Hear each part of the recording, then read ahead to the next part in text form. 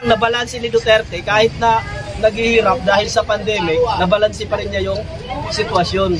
Kasi malamang kung ibang presidente lang yun, idadahilan nila yung pandemic, lulubog at lulubog. Maliban sa mga gastusin sa ibang kalusugan, baka sasabayan pa ng korupsyon.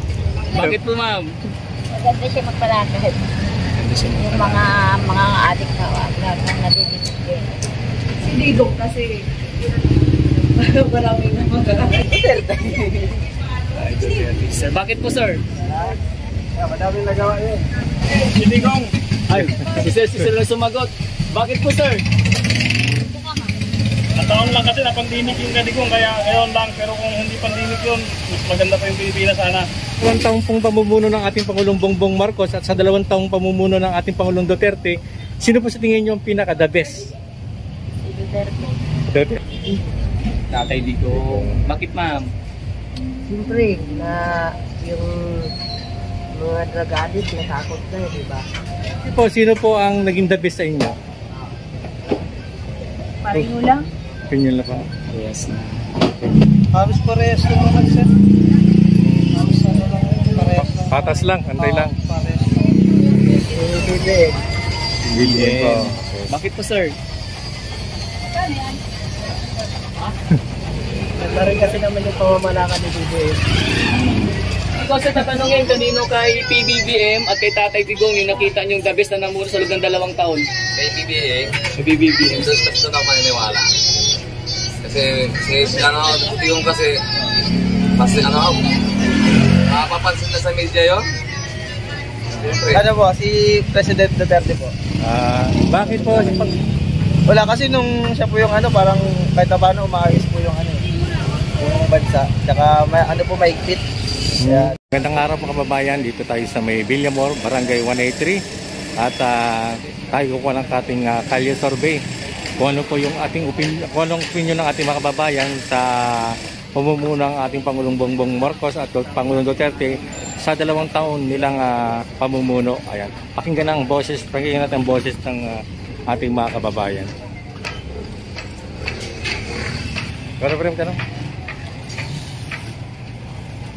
Ay, kalye survey lang po ako. May kunting katanungan lang po. Sa 2 taong pong pamumuno ng ating Pangulong Bongbong Marcos at 2 taong pamumuno ng ating Pangulong Bongbong Duterte, sino po sa tingin niyo pinaka-the best sa kanilang dalawa? Duterte. Bilis sumagot din natin. Bakit po, ma'am? Maganda siya magpalakad. Yung mga adik na nadidisiplin. Maraming magnanakaw. Ngayon po nabawas. Ngayon, Oo, mas maganda ngayon. Wala naman. balis, ang pili niyo sa 2 po, sino pong pinili niyo sa 2? Okay naman si Bukaya lang. Pero yung dati kasi maganda magpalakad si Duterte. Duterte. Okay, salamat, salamat po, po. ma'am. Thank you, ma'am, sa opinion. Sir. Sir, pwede kayong kuna ng opinion? Sir. Okay, dito tayo sa kabila. Ito, puno mo pre. Hi, sir. Ma'am, magandang araw. Kalye survey lang kami, ma'am, sir. Thank you, ma'am, Margie. Ma'am, sir, kung kayo po yung tatanungin sa loob ng 2 taon, kanino kay PBBM at kay Tatay Digong yung nakita yung the best na namuno? Si Digong kasi maraming magkakaroon. Kanino kayo? Bago kanino kayo? Kanino kayo? Kasi hindi magbabago ang sagot namin. Ikaw, sir. Hindi po yung sumagot po kasi magiging bias po kami. Magiging bias po kasi kami. Magiging bias kami. Sagot po kami. Hiwalay na yung Mindanao. Ikaw, ma'am, kung ikaw matanong, ma'am, kanino yung... PR ate, taga-Davao ako. Ayun, Duterte siya. Ang BBM. Ito talaga. Pahig po kayo ma'am, taga Mindanao. Ma'am, pwede mong pahig kayo na yung Mindanao Mga yan sa Hindi po, ano to, opinion lang to.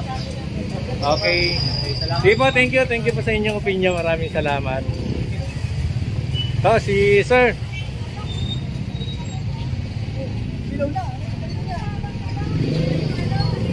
Ay, sir, magandang araw. Sir, magkakalye survey lang po kami kung okay lang. So, kung kayo po sir tatanungin sa pamumuno po ni Tatay Digong at kay PBBM, sa inyo po yung nakita nyo the best sa loob ng 2 taon? Sir, bakit po sir? Madaming nagawa yun. Diba na, hindi natin masabi kasi ibugbong kasi wala pa lang. Pero parang wala pa eh.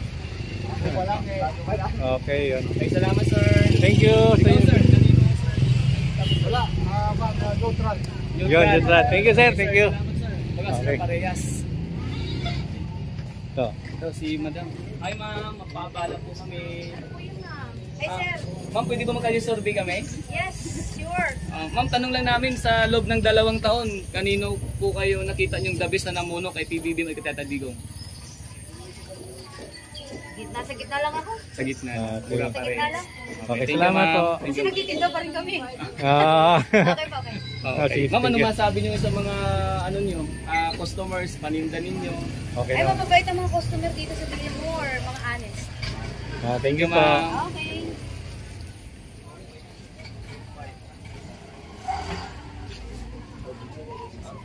Ito. Magandang umaga po. Umaga, ma'am, sir. Nagkakalye survey po kami. Konting ano lang po. May konting tanong lang po. Hindi, kalye survey lang po. Kalye survey Bali, lang, ngilang opinion. ng opinion. Opinion lang po. Okay, thank you. Diretso tayo dito. Saan? Puntang palengke. Yan.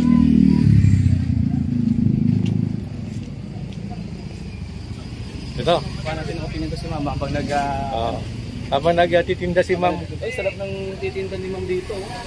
Ayan. Paborito ko yan, pre. Yan. Oo, mura na, masarap pa. Ayan. Ma'am, tanong lang dito namin, ma'am, no? Kung kayo, ma'am, yung tatanungin sa loob ng 2 taon, kanino kay PBBM, kay Tatay Digong, yung nakita niyo yung the best na namuno. Napangiti si ma'am yun. Bakit yun si ma'am? Si Digong. Ay, si sir lang sumagot. Bakit po, sir? Nataon lang kasi na pandemic yung Digong, kaya ngayon lang. Pero kung hindi pandemic yun, mas maganda pa yung Pilipinas sana. Ayun. Ano ganda ang sagot niya. Diba? Oo. Pandemic pa yun. Kung hindi pandemic Pag na naman. pandemic pa yun. Kung hindi pa pandemic yun, baka... O yan. Baka nakabangon na tayo. Ayun. Okay, salamat, sir, sa Thank you, opinion. sir. Si ma'am, smile lang si ma'am. Hindi natin tabi si ma'am. Oh, istorbo. Ito na tayo. Thank you. Okay, dire-diretso tayo dito. Dito na tayo papunta sa area ng palengke. Ayan. Tanong na tayo ito mga babayan. Ito, sir. Sir, magandang araw, sir. Pa-istorbo. Sir, kung ikaw, sir, yung tatanungin sa loob ng 2 taon, kanino kay PBBM at kay Tatay Digong, yung nakita niyong the best na namuno?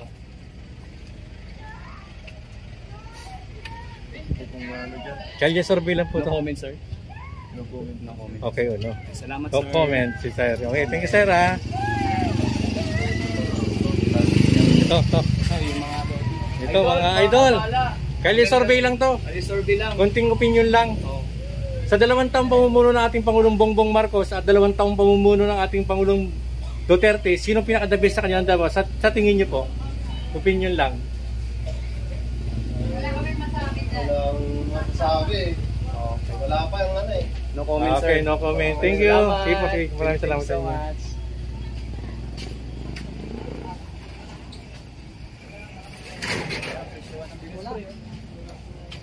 Mura. Dito tayo punta doon sa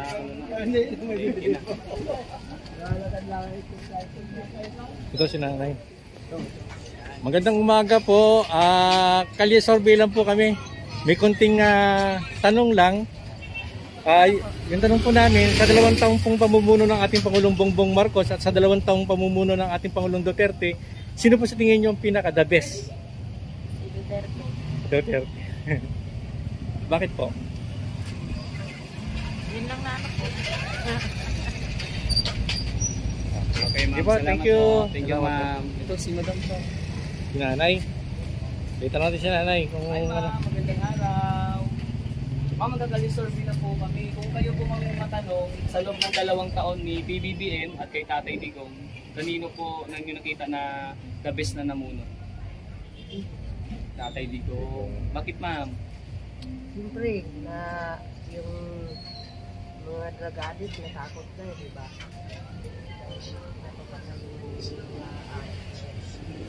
Ayun, marami na. Kaya. Yan, sabi. Okay. Thank you ma'am sa Thank you po. pananood opinion ma'am. Maraming salamat. Saan tayo? Punta tayo dun sa may mismong area ng palengke. Yan, dito pa rin tayo sa may barangay 183 ng Pasay.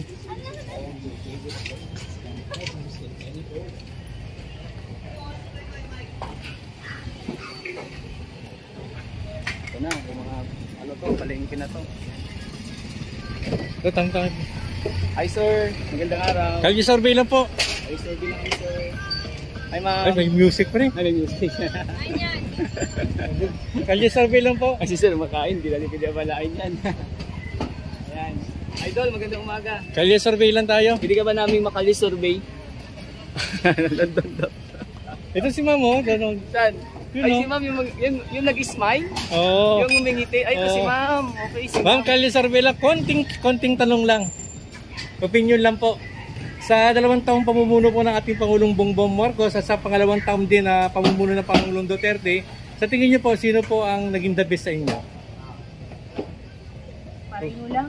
Opinion lang po. Yes. Pareho lang. Okay. Thank you ma'am. Kayo ma'am, meron ba kayong opinion ma'am? Pareho lang din po. Kasi si Bongbong naman, babago pa naman siya eh. Umaasa pa rin po, talagang may pagbago. May pag-asa pa naman siya. Thank you ma'am. Salamat. Thank you ma'am. Thank you ma'am. Oo.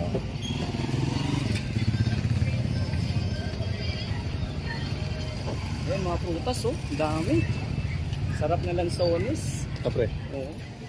So si sir, mukhang nanonood ko ng mga survey. Sir, kalye survey lang sir. Magandang umaga, kami-survey lang kami. Patanong lang namin kung sa 2 taong pamumuno ng ating Pangulong Bongbong Marcos, sa 2 taong pamumuno ng ating Pangulong Duterte, sa tingin nyo, sino ang pinaka-the best sa inyo? Walang sir eh. Comment. Hindi na mga siya kasi nanonood sa kanila yung mga ano nila. Okay. Okay sir, okay sir. Salamat sir. Ito si sir. Hi sir, magandang araw. Sir, kali-survey lang kami sir.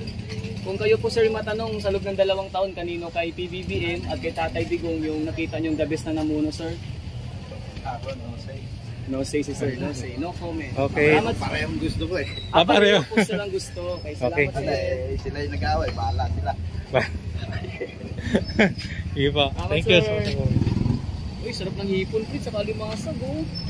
Ang dami. Ano tayo dito? Uy, tanong natin si sir.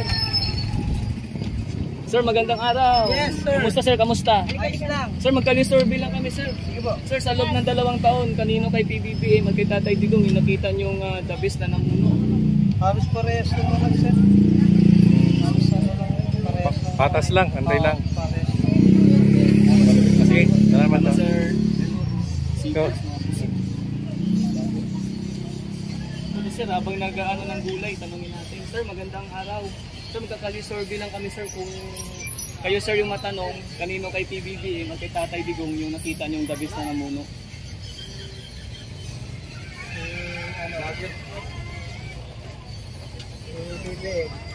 BBM. Bakit po sir? Ganda rin kasi naman yung pamamalakan ni BBM. Salamat sir. Thank you. Okay. Thank you, sir. Ayan. Tuloy-tuloy tayo. Ito. So, sir, tanongin din natin ito. Sir, magandang araw. Istorbo lang, sir. Sir, kung ikaw sir tatanungin kanino kay PBBM at kay Tatay Digong yung nakita niyong the best na namuno sa loob ng 2 taon? Kay PBA, Kay PBBM. gusto na ako maniniwala. Kasi yung kasi mapapansin na sa media yun. Siyempre, mas sa akin yung sa nilagay pa sa Mindanao, hindi magagawa yun. Diba? Salamat sir sa opinion. Thank you sir. Okay. Dito naman tayo. Si nanay. Ice ma'am, magandang araw. Ma'am, kalye survey lang po kami. Konting katanungan lang po. Sa inyo pong, sa pamumuno po ng ating Pangulong Bongbong Marcos at saka 2 taong pamumuno ni Pangulong Duterte, sa tingin niyo po, sino po ang pinaka-the best sa kanilang dalawa? Okay. Okay, thank you po. Sir, pwede bang magkaroon ng konting tanong lang? Sa 2 taong pamumuno ni Pangulong Bongbong Marcos at 2 taong pamumuno ni Pangulong Duterte, sa tingin niyo po, sino ang pinaka nagustuhan niyo sa dalawa? Si President Duterte po. Bakit po? Wala kasi nung siya po yung parang kahit paano umaayos po yung yung bansa. Tsaka maigpit. Kaya maganda po talaga. Thank you. Thank you, salamat sa opinion. Ayan, mga kababayan. At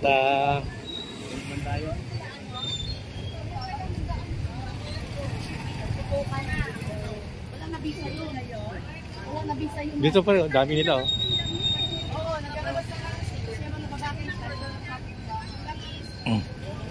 Sir, kalye survey lang po. Konting tanong lang. Sa 2 taong pamumuno natin Pangulong Bongbong Marcos at sa 2 taong pamumuno ng ating Pangulong Duterte, sa tingin niyo po, sino po ang nagustuhan niyo sa dalawa? Talaga yung maganda. Duterte! Tanong-tanong pa. Hindi naman kailangan tanongin kasi alam na natin. Duterte! Sa 1 to 10 si Duterte na siguro nasa 15 sa 1 to 10. Ibig sabihin, satisfied. Okay. Sa Bongbong Marcos, hindi ako satisfied. Sa una lang akala natin maganda yung pala. Hindi naman pala. Pero binoto niyo si Pangulong Bongbong Marcos. Wala akong binotong presidente. Wala kaya ko binoto. Lokal lang, binoto ko. Okay. At sa 3 senador. Salamat po. Kalye survey po. Kalye survey po. Salamat po. Talagang matindi ang panindigan ni Sir. Kasi kami panindigan. Okay, sir, di ba? Ang laki ng pinagbago una-una sa droga. Diba? Kung hindi nga lang nag-pandemic, hindi sana tayo lulubog. Kaso nga lang, sumabay yung pandemic, buti na lang yung presidente magaling.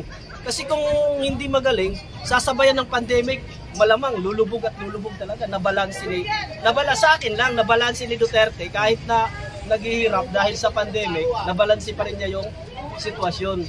Kasi malamang kung ibang presidente lang yun, idadahilan nila yung pandemic, lulubog at lulubog, maliban sa mga gastusin sa pangkalusugan, baka sasabayan pa ng korupsyon.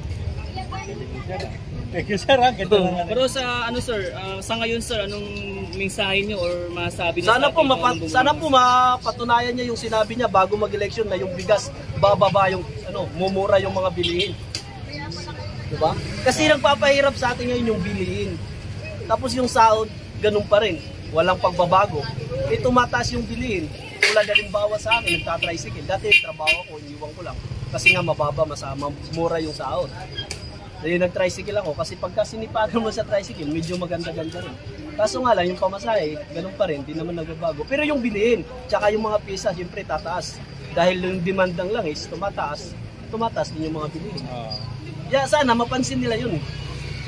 Hindi, ayun lang. Thank you. Salamat sir sa pananaw opinion sir. Thank you. Live nyo ba yan? Live ba yan? Yes, sir. Bigyan mo ng sticker para mapanood niya. Wala na po. Sa YouTube sir, sa YouTube. Salamat sir. Kain ka na sir. Thank you. Yun lang, opinion ko lang naman yun eh. Sige. Hindi naman lahat tayo ganun yung opinion. Para sa akin yun. Okay, salamat sir. Okay, thank you. Thank you po. Okay. Kasal, nasa to. Okay. Kasal, nasa tayo, 16 minutes. Sir, magandang, sir, maabala lang po kayo sir. Magandang umaga. At tanong lang po namin sa 2 taong pamumuno ng ating Pangulong Bongbong Marcos at sa 2 taong pamumuno ng ating Pangulong Duterte, sa tingin niyo po, sino po ang nagustuhan niyo sa dalawa? Wala kami nagugustuhan, yung dalawa. Bakit silang dalawa? Pare-pare silang dalawa eh. Wala nga kwenta. Mga bobo presidente natin. Nag-aaway-away. Hindi wala-wala ang pag-iisip ng mga tao na presidente. Iwalayan mo yung Mindanao sa isa lang yan. Isa lang ang Pilipinas, yung walang Korea, saka walang South, North. Iwalayan. Ano po yung pag-iisip ng Pilipino? Hindi iwalayan yan, Pilipinas dun eh. Pilipinas, gagawin nilang Korea? Ano yan? Hindi naman yan South, North. Hindi wala yun. Grabe ang pag-iisip ng Pinas yun eh. ano ba yan, ano iniisip ng mga tao. Sila na nga yung mayayaman na sa taas. Ganun pa rin ang dapat tumulong sila sa mga naghihirap. Di ba? Yun ang isipin nila, huwag nilang isipin yung hatiin ng Pilipinas. Hindi talaga pwede walayin yun. Pilipinas yun eh. Hindi, maghiwalay sila eh. Hindi pwede yun. Laman-laman na. Tayo ba taong bayan no? Ganun na mangyayari nun. Pag-North, North, South na yan. Uy, Korea na namin. India. Ganun ang mangyayari sa Pilipinas. Okay, salamat Thank you, sir. Salamat Thank sa you. meeting, sir. Thank you, Pinyo. Thank you. Sabi mo kay Presidente, salamat sa mga sinasabi nila. Di ba? Ano po sir, may sayo sir? Maraming salamat, Presidente. Ganun lang. Sir, salamat po. Hindi wag di walayin yung mundo. Ikaw sir, ano po masabi mo sa dating Pangulong Bongbong Marcos? Yung akin lang, wag na iwalayin yung Mindanao sa sa iba. Pilipinas yan eh. Oo. Diba? Ba't iwalayin mo? Atin yan, Pilipinas yan, hindi pwede walayin yan. Yun. Thank you po sir. Okay, sir. Thank you. Thank you. So, medyo na ano ako doon sa sinabi ni sir, no? Yun po yung comment ng ating mga kababayan. Ayan, mga kababayan, ito po yung ating kalye survey dito sa may Barangay 183. Ayan, kung bago lang kayo sa aking channel, huwag natin kalimutan na mag-like at mag-subscribe. At click na rin natin ang notification bell para mag-updated tayo sa ating mga upload video, lalo sa ating kalye survey. Bye-bye po. God bless.